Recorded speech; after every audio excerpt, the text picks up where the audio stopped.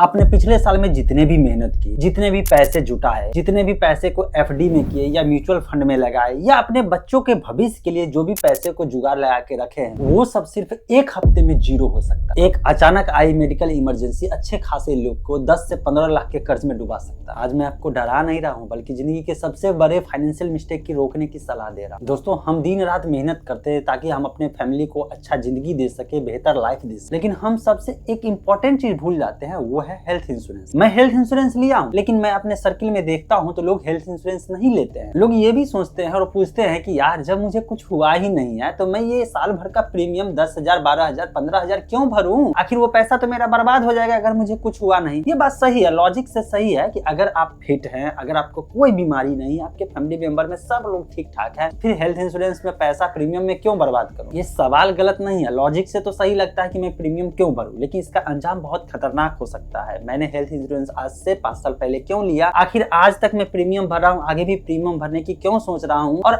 इसका अंजाम जो मैं कहता हूँ कि अगर नहीं लेने पे क्या खतरनाक हो सकता है, इसको समझने के लिए थोड़ा सा समय दे दीजिए मैं, ताकि अपनी बात को समझा सकूं। सबसे पहला और सबसे बड़ा मिथ तो ये है कि लोग सोचते हैं कि मैं तो जवान हूँ, मैं तो अच्छा खासा हेल्दी हूँ, मैं हेल्थ इंश्योरेंस क्यों लूं? देखिए दोस्तों, एक्सीडेंट हो या बीमारी हो, ये आपसे पूछ करके नहीं आता है। किसी के साथ भी किसी तरह का दुर्घटना हो सकता है, और उस समय जब अगर कोई दुर्घटना होता है, हॉस्पिटल में जाते हैं और उसका जब बिल बनता है, उस समय लगता है यार काश मैं पहले एक हेल्थ इंश्योरेंस रखता तो मैं भी यहाँ पे इंश्योरेंस का कवर पाता और अपना ये जो पूंजी रखा हुआ हूँ, बचा करके बचत करके रखा हूँ, इसको तोड़ने की जरूरत नहीं पड़ती। दूसरा सबसे बड़ा रीजन है हेल्थ इंश्योरेंस लेने का, वो है मेडिकल इन्फ्लेशन। ये क्या होता है? देखिए, हम सब जो मेडिकल पे खर्च करते हैं, जैसे आप देखते होइएगा कि आज से 2 साल 3 साल पहले ये बीमारी के लिए जब दवा लेने जाते थे तो सस्ता में हो जाता था। आज उसकी महंगाई बढ़ते बढ़ते, मतलब कि इंडिया में लगभग माना जाता है कि 10 से लेकर के 14% तक मेडिकल इन्फ्लेशन चलता है, दवाई महंगा होते जाता है। मतलब सीधी सी बात है कि अगर जो बीमारी का या सर्जरी का आज से 5 साल पहले 3 लाख में हो जाता था, 4 लाख में हो जाता था, अभी सिचुएशन ये है कि 7 से 8 लाख रुपया लग जाता है वहां पे। लेकिन इतने तेजी से आपका इनकम नहीं बढ़ा होगा। ये गारंटी है कि आपका जो सैलरी होगा या प्रॉफिट होगा, जो भी काम कर रहे होंगे जहां से पैसा आ रहा होगा, इस तेजी से तो नहीं बढ़ा होगा।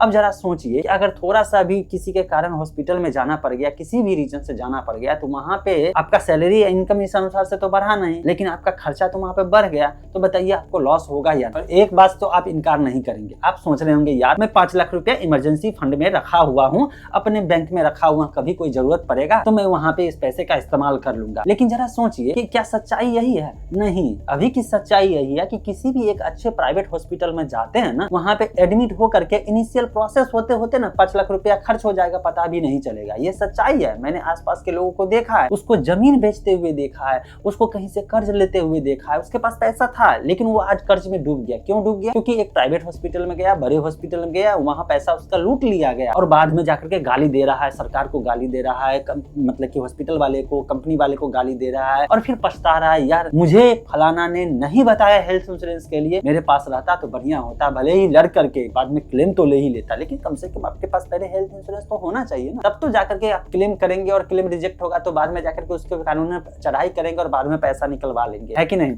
अब एक बात बताइए कि अगर इनिशियल कंडीशन में ही आपको 5 लाख रुपया खर्च हो जाए, अभी के दौर में अगर आपका 5 लाख खर्च हो जाए और अभी भी 1 सप्ताह आपको हॉस्पिटल में रुकना है, तो उस कंडीशन में आप क्या करेंगे? रिश्तेदारों के पास जाकर के हाथ फैलाएंगे, या तो कहीं जमीन बेचेंगे, या तो किसी से कर्जा लेंगे, और कर्जा तुरंत में तो मिलेगा नहीं, तो जब कर्ज मिलेगा तो पर्सनल लोन मिलेगा, या कोई अगर तुरंत इनिशियल में स्टेज में, मतलब कि तुरंत इंस्टेंटली अगर आपको पैसा देगा तो वो लेगा 20 से 24% या 36% सालाना ब्याज के दर पे देगा, और इतना ज्यादा कर्ज में डुबा देगा, फिर दोबारा आपको होश नहीं होगा। और उस समय, जिस समय आप हॉस्पिटल में रहेंगे ना, तो आपको फोकस, आपका जो फोकस होगा ना, वो मरीज पे नहीं होगा, आपके लोगों पे नहीं होगा कि उसको रिकवर कैसे करें। आपके दिमाग में एक ही चीज चलेगा, यार मैं पैसा कहाँ से जुगाड़ लगाऊं जो जल्दी से जल्दी हॉस्पिटल को दे सकूं, ताकि डॉक्टर साहब इलाज कर सके या जो दवा आ सके, नहीं तो ट्रीटमेंट नहीं होगा, हॉस्पिटल वाला जो है बाहर निकाल देगा, या लोगों को सही से इलाज नहीं करेगा, एडमिट भी कर लेगा और पैसा कहेगा लेके आओ तब जाकर के मैं इलाज करूंगा। ये कंडीशन बना देता है, इतना ज्यादा इमरजेंसी शो कर देता है, उस समय दिमाग काम नहीं करता है, उस समय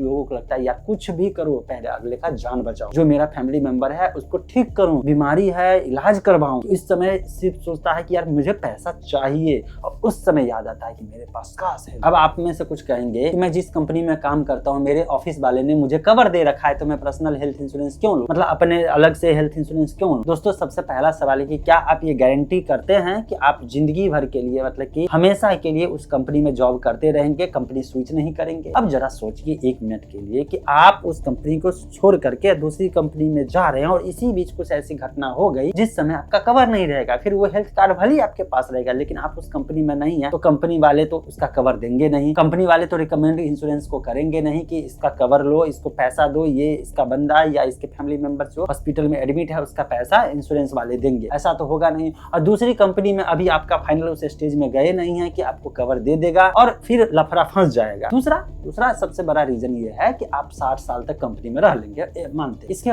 बाद क्या होगा? इसके बाद तो कंपनी वाले आपको हेल्थ इंश्योरेंस का कवर नहीं देंगे ना। जब नहीं देंगे तो ऐसे कंडीशन में फिर आप 60 साल के बाद जाकर के कहेंगे यार अब मैं प्रीमियम ले लेता हूँ, तो इंश्योरेंस वाले मोस्टली चांस है कि आपका हेल्थ इंश्योरेंस नहीं कर, लेकिन अगर कर भी देंगे तो इतना ज्यादा प्रीमियम चार्जेस करेंगे कि उसको आप अफोर्ड नहीं कर पाएंगे। सोचेंगे यार इससे बेहतर है रहने देते हैं, कुछ होगा तो जो जमा पूंजी बचा हुआ है उसी को खर्च करके और इलाज करा दूंगा। इस समय आप खतरे में पड़ जाएंगे और आपके लिए नुकसानदायक हो जाएगा। इसीलिए इस कंपनी वाले के भरोसे नहीं, ठीक है कंपनी में जॉब कर रहे हैं, आपका वो कवर है, लेकिन आप अपने फैमिली के लिए अलग से हेल्थ इंश्योरेंस जरूर ले। याद रखिए जब आपके अपना परिवार होगा, मतलब आपकी शादी होगी, आपके बच्चे होंगे, तो जब आपका परिवार ग्रो हो रहा है, ग्रोइंग फैमिली रहेगा ना, तो उस कंडीशन में आपके ऊपर लोड और प्रेशर बढ़ जाएगा। क्या क्या प्रेशर बढ़ जाएगा? अगर आप कहीं ईएमआई पे लोन पे घर लिए हैं तो घर का ईएमआई रहेगा, आपके पास कार होगा तो कार का ईएमआई होगा, बच्चों की पढ़ाई का फीस होगा, ये सब का लोड आपके ऊपर होगा। और इस कंडीशन में सैलरी तो उस तेजी से बढ़ता नहीं, और इस कंडीशन में अगर किसी के भी साथ मेडिकल इमरजेंसी आ गया, हॉस्पिटल में जाने की नौबत आ गई, तो जो पैसा आप कमा के रखे हैं ना उसमें आगे की तरह जलना शुरू हो जाता है। लगता है यार मैं जो है ना पैसे को जला रहा हूँ हॉस्पिटल में जा, बहुत तकलीफ होता है। बिलीव मानिए किसी भी आप अपने आसपास के लोगों के साथ उनसे जाकर के मिलिए जिनके फैमिली में कोई मेंबर हॉस्पिटल में गए हैं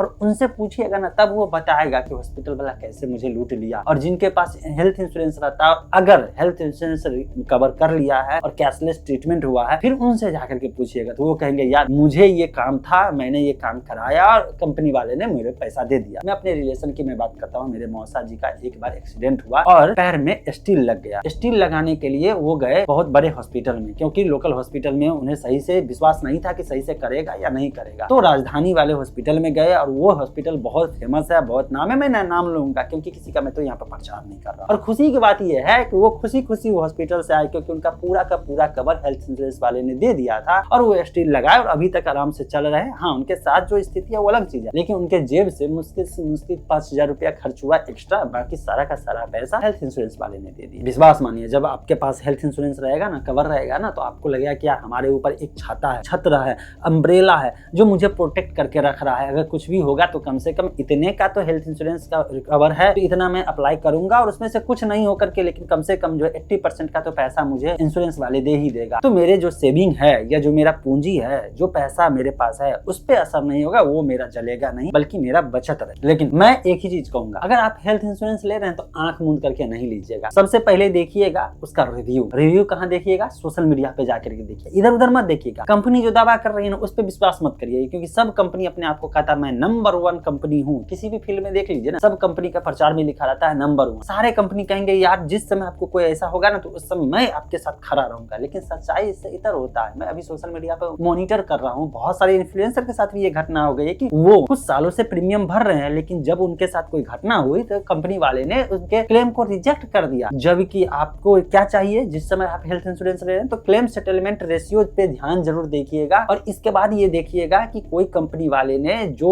मान लीजिए पेशेंट है या जिसके नाम पे हेल्थ इंश्योरेंस है, उसने जब क्लेम के लिए अप्लाई किया, सपोज कि 5 लाख के लिए अप्लाई किया, तो 5 लाख रुपए में क्या 5 लाख रुपए का पूरा क्लेम दे दिया, या 5 लाख रुपए का जो है 2.5 लाख रुपया दिया, या 5 लाख रुपए में सिर्फ 1 लाख रुपया दिया? इसकी भी जानकारी लीजिए। और मैं आपको बेहतर बताऊंगा कि सोशल मीडिया पे यूजर होते हैं, अब एक तो किसी के अगेंस्ट प्रोपेगेंडा तो करेगा नहीं, तो यूजर अपना रिव्यू शेयर करेंगे वहां पे कि मैं फलाने कंपनी का हेल्थ इंश्योरेंस लिया हुआ था, मैं कंपनी में गया और वहां पे कंपनी वाले ने भगा दिया। अभी हाल ही में एक वीडियो वायरल हुआ होगा जिसमें एक आदमी जिसके पास हेल्थ इंश्योरेंस था, वो जब क्लेम के लिए गया तो कंपनी वाले हेल्थ इंश्योरेंस वाले ने उसको ऑफिस से भगा दिया। उसने यहाँ तक बोल दिया कि मेरे से पूछ करके इंश्योरेंस लिया है। तो ये तब का तो इस टाइप का भी एक एक्सपीरियंस होता है। तो ऐसा नहीं है आंख मूंद करके उठना है और किसी भी कंपनी का या कोई भी एजेंट आए कहे कि इस कंपनी का हेल्थ इंश्योरेंस ले लीजिए, ले लेना, ना ना ना ना ना। पहले आपको प्रॉपर रिसर्च करना है, सोशल मीडिया पे जाके सर्च करना है, देखना है, रिव्यू देखना है, समझना है। पैसा न दे रहे हैं, प्रीमियम न भर रहे हैं तो थोड़ा सा मेहनत कर लीजिएगा। मेहनत करने में क्या है कि आप यूट्यूब पे ही सर्च कर लीजिए। जिस कंपनी को मान लीजिए आपने एक कंपनी सेलेक्ट किया, कैसे करना है सो मैं आपको बता देता हूँ। आपने किसी एक कंपनी के बारे में जाना कि मैं अब फाइनल जा रहा हूँ, इस कंपनी का हेल्थ इंश्योरेंस लूंगा। बस कुछ नहीं करना है, उस कंपनी का नाम और उसके आगे रिव्यू या एक्सपीरियंस या रिजेक्ट, क्लेम रिजेक्ट, ये सब टर्म के साथ सोशल मीडिया पे सर्च कर लीजिए। चाहे यूट्यूब पे सर्च कर लीजिए, फेसबुक पे सर्च कर लीजिए, और मैं तो बेहतर करूंगा कि रिव्यू के बारे में जानने के लिए यूट्यूब और ट्विटर, जिसे अब एक्स कहा जाता है, इस पे देख लीजिए। इस पे जब देखिएगा ना तो आपको पता चलेगा कि कौन कंपनी वाले पब्लिक को बेवकूफ बना रहे हैं और कौन कंपनी वाले सच में क्लेम ज्यादा से ज्यादा दे रहे हैं। दूसरा, मैं आपको ये रिकमेंड करूंगा कि अगर कोई आपके जान पहचान का आदमी हो और वो इन्वेस्टमेंट वाला नहीं, ओरिजिनल में हेल्थ इंश्योरेंस वाले कंपनी में काम कर रहा हो, तो उसका लीजिएगा ना, तो वो लोग सच में क्लेम करवा करके देंगे। वो पर्सनल 1-to-1 टच में रहते हैं, उन्हें अपनी इज्जत की पड़ी रहती है कि मैंने इनको पॉलिसी बेचा है या बिकवाया है, अगर इनका क्लेम नहीं करवाऊंगा तो मुझे बाद में रिलेशन में झगड़ा हो जाएगा, इसलिए वो क्लेम करवा देंगे। हाँ, उस चक्कर में मत पड़िएगा कि इंश्योरेंस भी कवर दे दिए हैं और साथ में एक इन्वेस्टमेंट वाला प्लान भी दे दिए, इस चक्कर में पड़ेगा। अगर ऐसे रिश्तेदार आएंगे तो उनसे दूर से ही करिएगा। नमस्कार, आप अपने घर रहिए, मुझे अपने घर रहने दीजिए। इंश्योरेंस इस टाइप का। अच्छा, आप बताइए, क्या अभी तक आपने हेल्थ इंश्योरेंस लिया है या नहीं लिया? अगर लिया है तो किस कंपनी का लिया है, कमेंट में जरूर